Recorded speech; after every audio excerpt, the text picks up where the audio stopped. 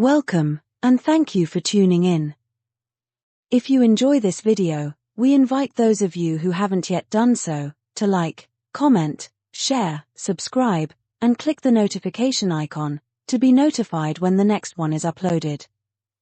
We'd like to urge those of you who haven't yet done so, to sign our online petition for an inquiry into the BBC and Channel 4's coverage of Lewis Hamilton and Abu Dhabi. A link has been provided in the description.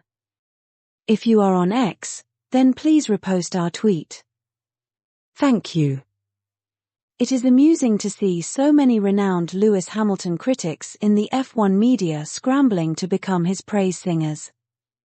We've already done several videos on how Sky F1, and the likes of Martin Brundle and his son, are attempting to portray themselves as his well-wishers. And now someone called Tom Cary of The Telegraph has come up on our radar. He first came to our attention as the author of the report of how Jim Ratcliffe and Mercedes F1 came close to splitting last year, amidst tense negotiations over the terms of the Ineos sponsorship deal with the team. Unsurprisingly, in response to his article, Toto issued a robust denial of sorts through friendly media like Sky F1, which effectively pitched The Telegraph against the rest of the F1 media led by Sky.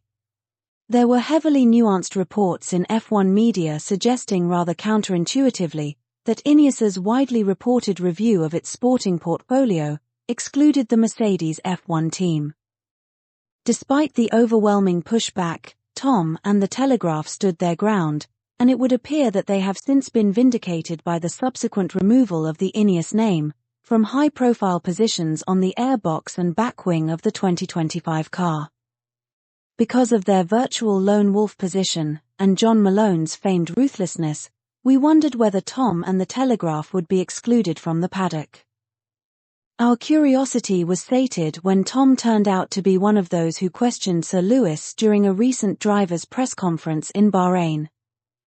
We don't know how long the whole press conference was, but Sky posted a segment on YouTube that was just under 10 minutes, starting from when a late Sir Lewis arrived with apologies. Even though it was a scheduled press conference with 3 other drivers in attendance, the media, including Tom, directed all their questions exclusively at Hamilton. The comments from the YouTube viewers were overwhelmingly, if not entirely in favor of the GOAT, and full of people wishing him well. This was a far cry from what we had come to expect from Sky and their visitors, but clearly explains why they and the rest of the F1 media are turning themselves inside out to jump on the LHFX, Lewis Hamilton Ferrari Express. We are yet to come across an article, tweet, or X, complaining about him being late. Perhaps the likes of Clarkson haven't been paid yet. Significantly, not only was this the only driver's press conference that was featured on the Sky F1 YouTube page, it was actually captioned, "It's the most positive I've felt for a while Lewis Hamilton on life at Ferrari so far." Guess we are now seeing why Brundle described the GOAT's Ferrari journey as the gift that keeps on giving.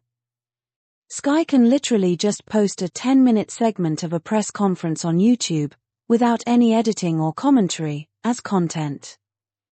They are falling over themselves to publish Lewis Hamilton content so badly that they haven't even had time to change his image on their banner from his Mercedes to Ferrari racing suit. It is no wonder that Tom and The Telegraph, like Planet F1, Sky, GP fans and all the others, are trying to reinvent themselves so they can get a ticket for the ride that they have done everything they possibly could to derail or terminate. Now, we don't know how many of you are aware of Tom's antecedents, but as we said earlier, he only came to our attention last month.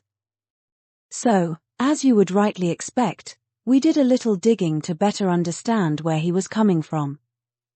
We found out that in addition to the spicy story on Sir Jim, which he defended resolutely against all odds, he also did an equally spicy interview with Damon Hill, titled, "I Played Golf with Damon Hill." He teed off on Red Bull, Max Verstappen, and his Sky exit. In that interview, Damon enhanced his reputation for throwing shade at Verstappen and Red Bull. On top of these, he also did another article titled, "Lewis Hamilton Hits Back at Older, White Men for Telling Him How to Live." So, you can see that one would be forgiven for thinking that this was a reporter ready to champion Sir Lewis, push back at his detractors, call out any Red Bull BS, and face down Sky and the rest of the F1 media, if need be. That being said, the next thing we needed to know was where he had stood on Abu Dhabi 2021. Surprise, surprise. It's not Scylla here. He had stood with the rest of F1 media, gaslighting the robbery by claiming that Verstappen deserved to win, and Sir Lewis wouldn't want to win in court. Yes folks, that's exactly where he was, along with all the other members of the F1 media, who are now scrambling to throw each other under the bus to get on the LHFX.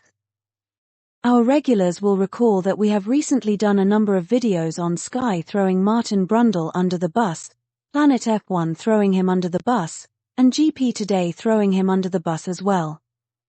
It would appear that Martin is the one everyone looks to throw under the bus when it comes to virtue signaling support for Sir Lewis. Wonder why? Anyway, getting back to Tom. It is ironic that this newly discovered supporter of Lewis Hamilton, who protested his dislike for the F175 launch event last month, because he was a cynical journalist who identified as a purist, had no problems concluding that Verstappen deserved to win, after the ref had maliciously broken the rules. We were so stunned that we had to check the meaning of the word purist, and were somewhat reassured that our grasp of the English language was still intact, and a purist was someone who insists on following the rules exactly as laid down. So, how in the name of all that's English, did this self-proclaimed cynical English journalist, writing 816 words in the English language, in an article that would take 5 minutes to read, present himself as a purist because he hated the American razzmatazz that the US rights owner had introduced into the sport, but had no problem overlooking the same US rights owner, suborning the Australian steward to rip up the rulebook, so that we could all be entertained by one last lap of racing. One last lap of racing that would only be between the two front runners, with the runner-up positioned directly behind the black English goat, so that he could be robbed of his record-breaking 8th title by a deserving Dutch Belgian. Please let us know in the comments how this cynical English journalist who identifies as a purist, and got so vexed about Liberty Media jazzing up a launch event, but had no issues with them breaking the rules to rob Sir Lewis, is now selling himself as someone who is standing with him against all those older white men trying to tell him how to live. Okay, we've done it again, guess the cynical gave it away. Oh well, never mind. It is still astonishing to see the extent to which all these cynical journalists are prepared to go to get on the LHFX. It appears that the number of media that are more interested in monetizing the public goodwill for Sir Lewis are outstripping those that have grown fat on monetizing hatred against him. Can't help but wonder where the Daily Mail are on the spectrum. Why is Sir Lewis in red such a game changer compared to when he was with the Silver Arrows?